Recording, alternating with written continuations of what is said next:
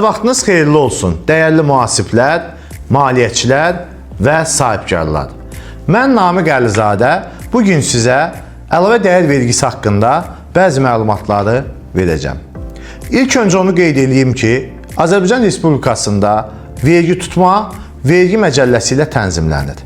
Yəni Azərbaycan Respublikasının vergi məcəlləsi ilə tənzimlənir. O cümlədən əlavə dəyər vergisi də vergi məcəlləsinin 153-cü maddəsindən 182-ci maddələri aralığında öz əksini tapmışdır.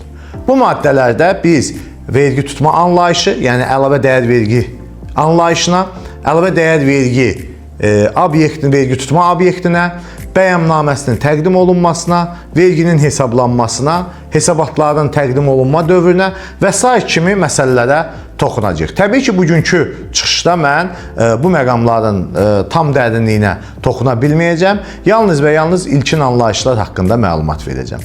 İlk öncə onu qeyd edeyim ki, əlavə dəyər vergisi 153-cü maddədən başlayır və 153-cü maddədə əlavə dəyər vergi anlayışı qeyd olunubdur. Təbii ki, məcəlləni mən qarşımda saxlamışam ki, bəzi məqamları mən daha dəqiq məcəllənin öz üzərindən sizə qeyd edim və deyim. Ümumiyyətlə, əlavə dəyər vergi anlayışı vergi məcəlləsinin 153.1-ci maddəsində qeyd edilir ki, əlavə dəyər vergisi, yəni bundan sonra ƏDV, vergi tutulan dövriyyədən hesablanan verginin məbləği ilə ilk öncə biz buradakı hissəyə baxmalıyıq. Vergi tutulan dövriyyə dedikdə biz nəyə anlayırıq? Təbii ki, mən bu məsələyə qayıdacağam, maddəni tam bitirdikdən sonra. Demək, vergi tutulan dövriyyədən hesablanan verginin məbləği ilə bu məcəllənin müddəalarına uyğun olaraq verilən elektron qaymə fakturalara və ya İdxalda ƏDV-nin ödənildiyini göstərən sənədlərə müvafiq surətdə əvəzləşdirilməli. Demək, burada da artıq əvəzləşdirmə anlayışına gəlib çıxacaq. Olan verginin məbləği arasındakı fərqdir. Qısa daha konkret dedikdə, demək elə çıxır ki, bizim vergi tutulan dövriyyə dedikdə anlamaq üçün deyirəm. Yəni, bizim mal, iş xidmətlərimizi təqdim etdiyimiz zaman bu bizim üçün vergi tutulan, yəni satışımız bizim vergi tutulan dövriyyəmiz hesab edilir. Vergi tutulan dövriyyəmizlə bizim əldə etdiyimiz elektron qaymə, yəni alışlarımız və alışlarımızla yanaşı idxal etdiyimiz zaman ödədiyimiz ƏDV-nin cəmi, yəni alış və idxalda ödədiyimiz ƏDV-nin cəmi bizim vergi tutulan dövriyyəmizdən çıxdıqdan sonra arada yaranan fərq bizim vergi öhdəliyimiz, yəni dövlətə olan borcumuz hesab edilir. Gəldik ilkin bizdə burada vergi tutulan dövriyyə anlayışına. Ümumiyyətlə, vergi tutulan dövriyyə anlayışı yalnız bizim əlavə dəyər vergisi bölməmizdə qeyd olunub. Bizim vergi məcəlləsinin 159-cu maddəsində vergi tutma obyekti, ümumiyyətlə əlavə dəyər vergisinin vergi tutma obyekti dedikdə nəyə başa düşürük? Onu mən qeyd edeyim ki, ümumiyyətlə, vergilərin müəyyən olunmasında, vergilərin hər hansısa bir şəxsə bir vergi istənilirsə, tələb olunursa, mütləq 12-ci maddəyə görə vergilərin müəyyən olunması olmalıdır və vergilərin müəyyən olunmasının əsas 6 şərti var. O şərtlərdən də biri vergi tutma obyektidir ki, yəni biz nədən vergi tutmalıyıq? Verginin hesablanması və yaxud da verginin qoyulması nəyin üzərində olmalıdır? Burada da təbii ki, vergi tutma obyekti deyəndə biz nəyi nəzərdə tuturuq? 159-cu maddənin 1-ci bəndində elə ilk abzasda qeyd olunub ki, malların təqdim edilməsi, işlərin görülməsi, xidmətlərin göstərilməsi. Artıq digər hissəsini oxumuram, təbii ki, kənd təsərrüfatından və s.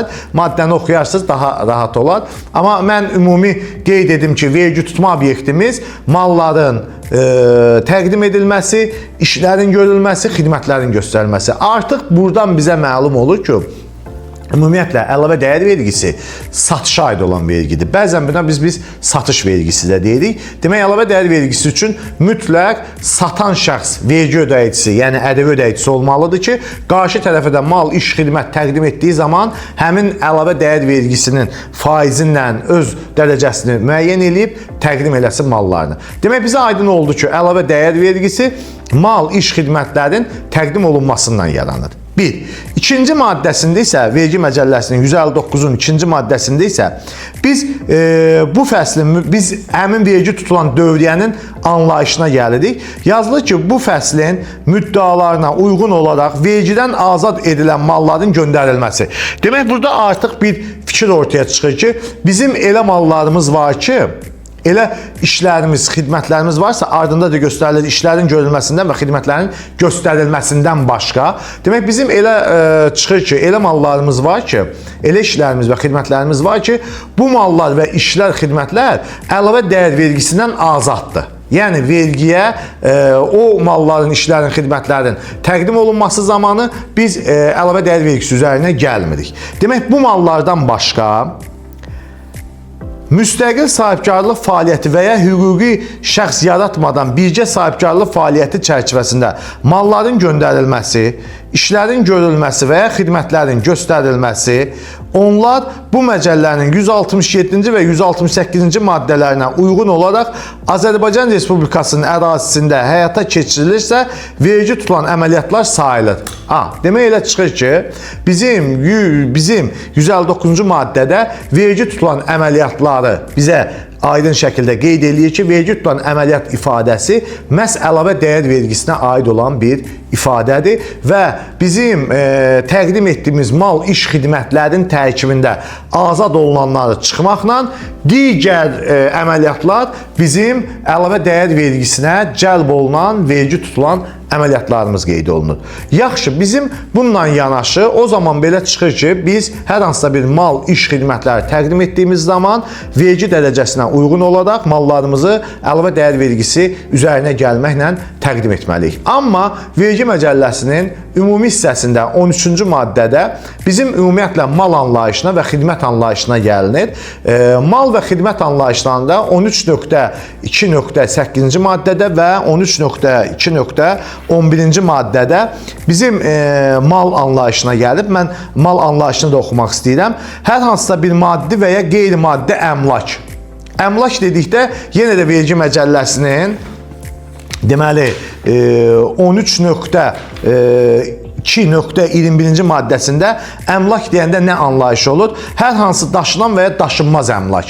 Demək elə çıxır ki, bizim mal dedikdə müəssisənin sahib olduğu daşınan və daşınmaz əmlakları bunun malı hesab olunur. Eyni zamanda bu maddənin ardını oxusaq, o cümlədən elektrik və istilik enerjisi, qaz və su da malların tərkibinə daxil edilir.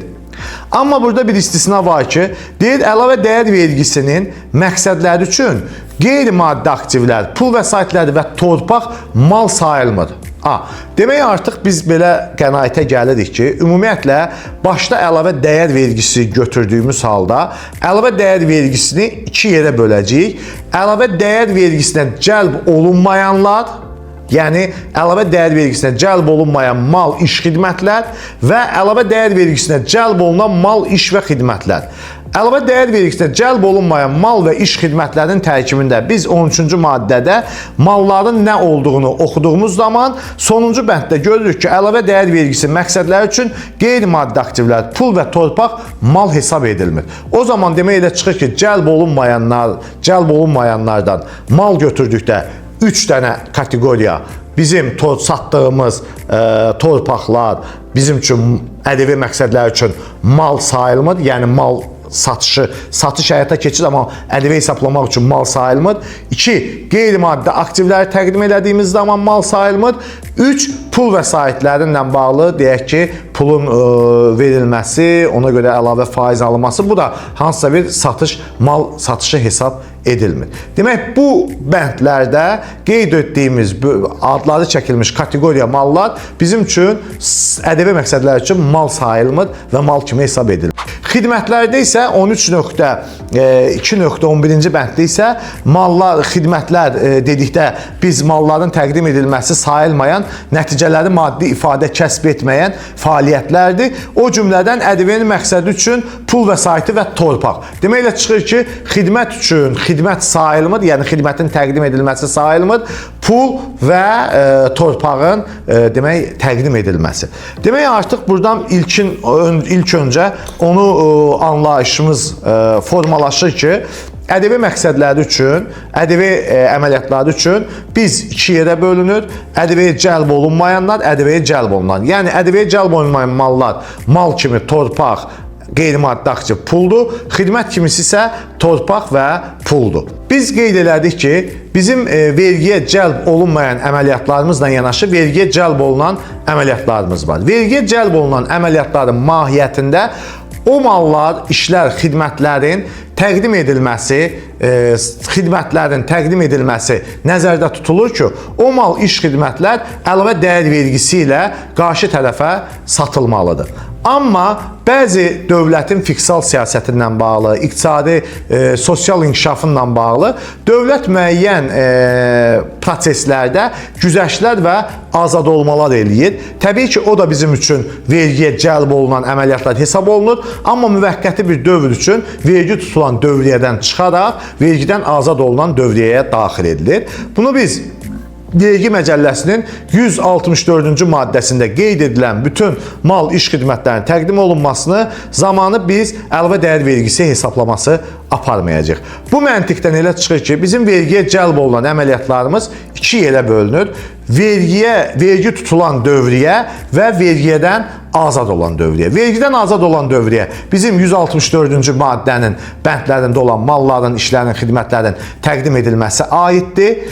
Vergi tutulan dövriyyə isə bizim bütün müəssisənin azad olmadan kənar olan digər malların, işlərin, xidmətlərin təqdim olunmasıdır. Bu maddədə də vergi dərəcəsi dəyişikliyi fərqli olduğu üçün iki yerə bölünür. Əlavə dəyər vergisinə 18% ilə 173-cü maddəyə uyğun 18% ilə cəlb olunma var və əlavə dəyər vergisinə 0% ilə cəlb olunma var. 0% dediyimiz Vergi Məcəlləsinin 165-ci maddədə qeyd olunan əməliyyatlara aid edilir. Amma ümumilikdə 0% və 18% ilə vergiyə cəlb olunan əməliyyatlar bizim vergi tutulan əməliyyatlarımız hesab edilir. Bununla bağlı bir misal qeyd edeyim. Deyək ki, müəssisənin 250 minlik bir dövriyyəsi var. Müəssisənin 250 minlik dövriyyəsi olduğu zaman, bu zaman vergi ödəyicisi şərti olaraq sadələşmiş vergi ödəyicisidir. Qeyd olunur ki, biz bilirik ki, biz əgər dövriyyəmiz, vergi tutulan dövriyyəmiz 12 ayın ardıcıl aylarında vergi tutulan dövriyyəmiz 200 mini keçərsə, biz əlavə dəyər vergisi üçün qeydiyyata alınmaq məcburiyyətində oluruq. Amma burada bir incə məqam odur ki, bizə həmin maddədə qeyd olunur ki, vergi tutulan dövriyyəni də biz qeyd elədik ki, iki əməliyyat sahəsi, yəni 18%-dən cəlb olunma və 0%-dən cəlb olunma bizim vergi tutulan dövriyyəmizdir. Azad olma isə bizim vergi tutulan dövriyyəmiz deyil. Məsələn, şərti olaraq müəssisə bu il ərzində 12 ayın içərisində 250 minlik bir satış eləyib, hansı ki, bunun 100 mini əlavə dəyər vergisinə cəlb olunan malların təqdim olunması olubdur. Hansı ki, bunun 150 mini isə bizim demək 0 dərəcə ilə ixrac əməliyyatlarımız olubdur və bizim 100 minlik dövriyyəmiz də ümumilikdə 100 minlik dövriyyəmiz də bizim ƏDV-dən azad olunan kənd təsərrüfatı məhsullarının istehsalından və satışından formalaşdığı üçün ümumilikdə 250 min dövriyyəmiz olub və 250 min dövriyyənin 150 mini vergi tutulan dövriyyə olduğu üçün, baxmayaraq ki, dövriyyəmiz ümumi daxil olmamız və yaxud da təqdim etməmiz 250 mindir, 200 mindən çoxdur. Amma burada vergi tutulan dövriyyəmiz 150 min olduğu üçün, təbii ki, biz əlavə dəyər vergisi kimi qeydiyyata alınmaq məcburiyyətində olmuruq. Burada biz əməliyyatlarımızın tərkibində vergidən azad olunduğu üçün 250 mindən 100 minlik vergidən azad olan dövriyyəni çıxardırıq və vergi tutulan dövriyyəmiz bizim 150 min olduğu üçün və maddədə də qeyd olunur ki, biz o hüquqlardan istifadə edə bilmədik. O halda ki, bizim 12 ayın ardıcıl aylarında və ya ayında vergi tutulan dövriyyəmiz 200 mini keçmiş olsun. Burada 200 mini keçməkdən mövzu getmir. Çünki bizim dövriyyəmiz 150 mindir. Bu səbəbdən də biz öz hansı vergi ödəyicisi kateqoriyasındayıqsa orada qala bilərik. Əlavə dəyər vergisindən bağlı ilkin anlayış və məlumatları mən sizə çatdırdım. İnşallah növbəti görüşlərimizdə daha detallı və geniş məlumatlar, maddələr üzrə qeyd edəcəm. Görüşmək ümidi ilə. Sağ olun.